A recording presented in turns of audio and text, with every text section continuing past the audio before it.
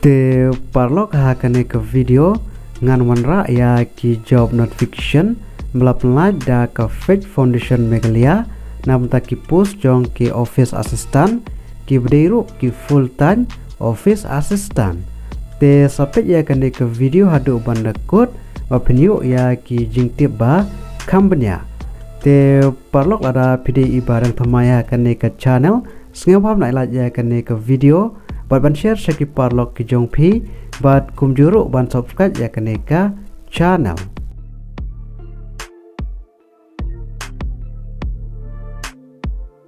Ka Fitch Foundation Megalia ka bade ka Child Right Organization register kum ka society hapo ka Megalia Society Registration Act ka bakar ar jong ka snam karkandai prapulai ka code application ni pi nam tekniki post jong ki full time office assistant but cluster ban sumit ya ki application form ko jong pi kadai hadu ka later ke February arjar arpusau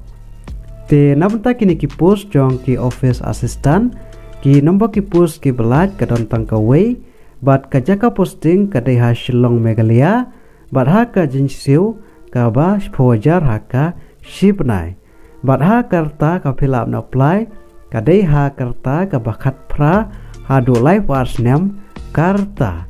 ba namta ka por bantrei kadai live pusan hadu sau kenta ha ka shitayo ba namta ki karan pule ki shim me ki bela pendap ya ka class 12 pass na kano ka recognize university lane institution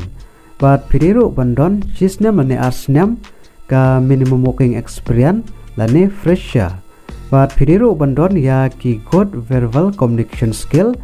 basic English spoken but written basic computer knowledge kum ki Microsoft Office but Excel but piriru bandon ya ka good typing skill but namata ka application fees nil omdon but ha ka selection process ka day lang ba ka interview te kono fill out apply namta ka Fitch Foundation Megalia requirement ajar sau namta ki post jong ki office assistant vacancy te lada pidon ka interest ban apply namta kini ki post fill out ban apply online but piha ban pa ya ka CV ki computer training certificate ani kiwi ki experience certificate fill out ban pa how new email ID contact ffshg@gmail.com Hashwa ka laitrik February arajar arpusau but uni email ID ngalabu a description jongkane ka video